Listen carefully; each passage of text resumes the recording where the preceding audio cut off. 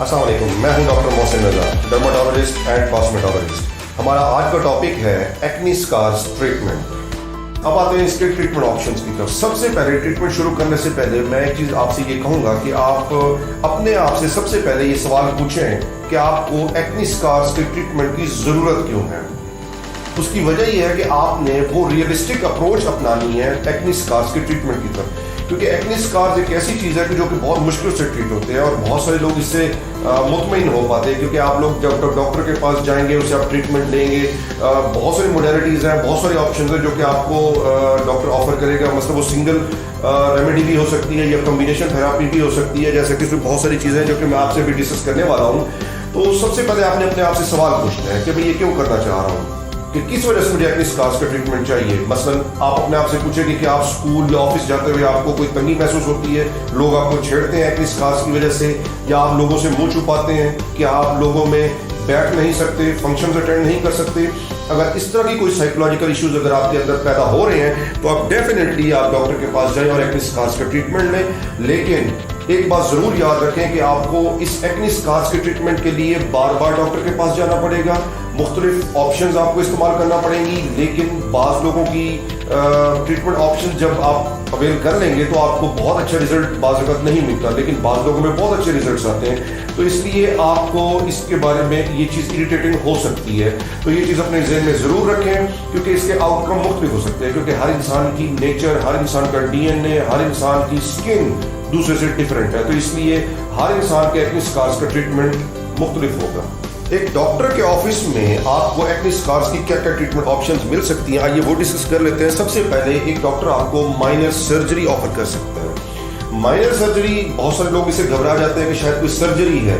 ये minor surgery है जो कि एक डॉक्टर अपने ऑफिस में बैठ के परफॉर्म कर सकते हैं। माइनर सर्जरी होती क्या है कि सबसे पहले हम डिस्कस करते हैं डिप्रेस्ड स्कार्स के, जो कि गड्ढे बन जाते हैं, उनको हम डिस्कस करते हैं। ये डिप्रेस्ड स्कार्स हैं, इसके ऊपर माइनर सर्जरी होती है, उसको लिफ्ट करके स्कार को स्किन के साथ जोड़ दिया जाता है और उसके बाद उसको छोड़ दिया जाता है और वो खुद ब खुद ग्रो करके स्कार स्किन जो है बिल्कुल नॉर्मल स्किन के साथ मिल जाती है और वो स्कार जो है वो ठीक हो जाता है। तो ये सबसे पहला ऑप्शन तो माइनर सर्जरी भी हो सकती है। इसके अलावा दूसरे नंबर पे स्किन रीसर्फेसिंग। जी हाँ, स्किन रीसर्फेसिंग आप करवा सकते हैं एक्ने स्कार्स के लिए, लेकिन इसके अंदर बहुत सारी ऑप्शंस हैं। बेसिकली इसका मैकेनिज्म ऑफ एक्शन क्या है, स्किन रीसर्फेसिंग होती क्या है। स्किन रीसर्फेसिंग बेसिकली ये है कि कोई भी प्रोसीजर जब अडॉप्ट किया जाता है आपके एक्ने स्कार्स के लिए, तो स्किन के ऊपर एक डेड लेयर होती है जो कि स्किन के ऊपर हर वक्त रहती है। उस डेड लेयर को रिसर्फेसिंग करके उतार दी जाती है, जिसकी वजह से नीचे से एक नई स्किन आती है जो कि ग्रो करती है, वो कि स्कार्स को भरने का बायस बनती है। तो स्किन रिसर्फेसिंग में हमारे पास कौन कौन से ऑप्शन मौजूद है, उसमें सबसे पहले केमिकल पील्स। इसके ऊपर मैं अलग से एक और वीडियो में आपके साथ शेयर करूंगा जिसके अंदर आप केमिकल पील्स के बारे में डिटेल इंफॉर्मेशन आपको मैं दूंगा। लेकिन इस वक्त जरूर याद रखें कि स्किन रिसर्फेसिंग में केमिकल पील्स इस्तेमाल होते हैं और इसमें बहुत सारे केमिकल पील्स हैं। सिंगल केमिकल पील्स भी होते हैं, कॉम्बिनेशन में भी इस्तेमाल होते हैं। इसके अलावा लेजर्स, इसके बारे में भी मैं आपको बताऊंगा कि लेजर्स कौन कौन सी इस्तेमाल होती हैं, लेजर्स भी इस्तेमाल होती हैं। इसके अलावा माइक्रोडर्म एब्रेजन मशीन, जी हाँ, माइक्रोडर्म एब्रेजन मशीन, ये सारी तीनों चीज़ें जो मैंने आपको बताई हैं ये स्किन के ऊपर से डेड लेयर को उतार देती हैं, जिसकी वजह से नीचे नई स्किन ग्रो होती है। इसके अलावा स्किन रिसर्फेसिंग में फिलर्स भी इस्तेमाल हो रहे हैं, जो कि बहुत अच्छी ऑप्शन है, हमारे पास मौजूद है। बहुत सारे डॉक्टर्स जो है इसके लिए फिलर्स का इस्तेमाल करें। फिलर्स बेसिकली दो किस्म के होते हैं, परमानेंट और नॉन परमानेंट। जो परमानेंट फिलर्स होते हैं वो स्किन के अंदर इंजेक्ट किए जाते हैं। स्किन के अंदर इंजेक्शन के जरिए जब इंजेक्ट कर देते हैं तो वो जो डिप्रेस स्कार है वो भर जाते हैं। वो कि ये जो परमानेंट स्कार्स फिलर्स होते हैं वो स्कार्स को कई सालों तक भरा भरा रखते हैं, स्कार्स का पता नहीं चलता। जो नॉन परमानेंट होते हैं वो कुछ महीनों तक उसकी वैलिडिटी रहती है। इसके अलावा जो मैं ये भी बताता चलूँ, ये जो फिलर्स हैं ये भी दो किस्म के होते हैं, एक सिंथेटिक और एक नेचुरल होते हैं। नेचुरल फिलर्स वो होते हैं जो कि आपकी अपनी बॉडी से फैट से कोलेजन को एक्सट्रैक्ट किया जाता है और आपके ही स्किन के अंदर उसको इंजेक्ट कर दिया जाता है। जो कि सिंथेटिक होते हैं फिलर्स वो मार्केट से मिल जाते हैं, वो भी इंजेक्ट किए जाते हैं। तो ये दोनों ऑप्शंस हमारे पास मौजूद हैं। इसके अलावा हमारे पास एक और ऑप्शन है जो कि स्किन टाइटनिंग हम कर सकते हैं। स्किन टाइटनिंग हम रेडियो फ्रीक्वेंसी, एक प्रोब होता है, एक मशीन होती है, उसके अंदर रेडियो फ्रीक्वेंसी का एक हैंड पीस होता है, उसके जरिए हम स्किन टाइटनिंग भी की की जा सकती है एक्ने स्कार्स के लिए, एक्ने स्कार्स में, लेकिन इसके साथ हमें बर्निंग सेंसेशन हो सकती है और रैश पड़ सकता है और आपको कई दिनों तक घर पे आराम भी करना पड़ सकता है, क्योंकि इस रैश की वजह से आप बाहर नहीं निकल सकते, आप ऑफिस नहीं जा सकते।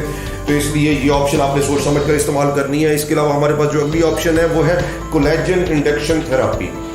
कोलेजन इंडक्शन थेरापी एक ऐसी चीज़ है जिसमें हम स्किन के ऊपर डेलिबरेटली जानते बूझते हुए स्किन के अंदर हमने इंजरी काज कर रही होती है। जैसे कि हम माइक्रो नीडलिंग अक्सर लोग करवा रहे होते हैं। बेसिकली माइक्रो नीडलिंग होती क्या है? माइक्रो नीडलिंग में होता यह है कि जब ये माइक्रो नीडलिंग स्किन के ऊपर जब की जा रही होती है तो स्किन के अंदर बेसिकली हल्की सी इंजरी काज हम कर रहे होते हैं, क्योंकि स्किन के अंदर एक ऐसी खूबी है कि स्किन जो है वो ग्रो करती है। जब उसके अंदर हल्की सी इंजरी होती है नीडलिंग के जरिए, जब हम उसको करते हैं इंजरी, तो स्किन ग्रो करती है, कोलेजन इंडक्शन होती है। तो कोलेजन जब इंडक्ट होता है, प्रोड्यूस होता है, तो वो उस स्कार जो कि डिप्रेस स्कार होते हैं उसको आके वो भरता है। तो इसलिए हमारे पास माइक्रो नीडलिंग की भी एक ऑप्शन है।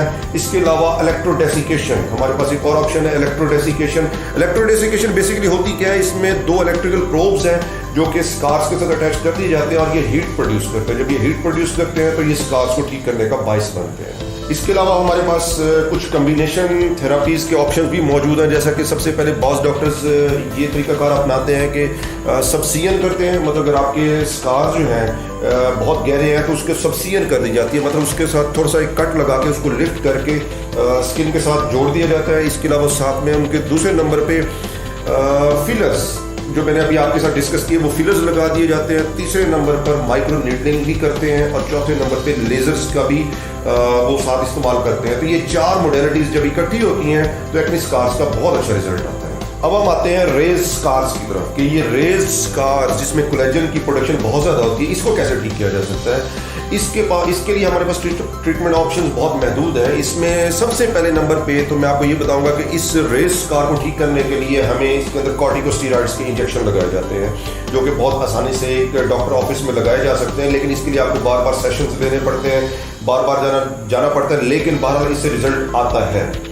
इसके बाद हमारे पास कुछ कीमोथेरापी ड्रग्स हैं जो कि इंजेक्ट की जाती हैं, जैसे कि 5-फ्लोरोयूरेसिल है या इंटरफ्रोन्स वगैरह है, वो भी रेज स्कार्स के अंदर इंजेक्ट किए जाते हैं, जिसके बाद बहुत अच्छा रिजल्ट हमें मिलता है। लेकिन इसके अलावा हमारे पास रेडिएशन थेरापी भी है, प्लस सर्जरी भी की जाती है। मतलब सर्जरी के साथ रेडिएशन को कॉम्बिनेशन में इस्तेमाल किया जाता है, लेकिन कुछ लोग surgery plus radiation plus corticosteroid का इंजेक्शन भी इसमें ऐड कर लेते हैं, तो जिसकी वजह से रेज स्कार्स का बहुत अच्छा रिजल्ट आता है। लेकिन कुछ लोग लेजर्स का भी इस्तेमाल करते हैं। लेजर्स कौन कौन सी इसमें इस्तेमाल हो सकती हैं?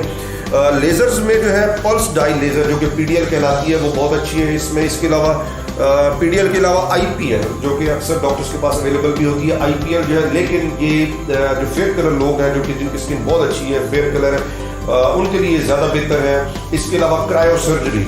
क्रायोसर्जरी क्या है? क्रायोसर्जरी बेसिकली जो स्कार्स है, जो कि रेज स्कार है, इसको फ्रीज कर दिया जाता है। जब वो फ्रीज होता है तो वो डाई हो जाता है, मर जाते हैं उसके टिश्यू।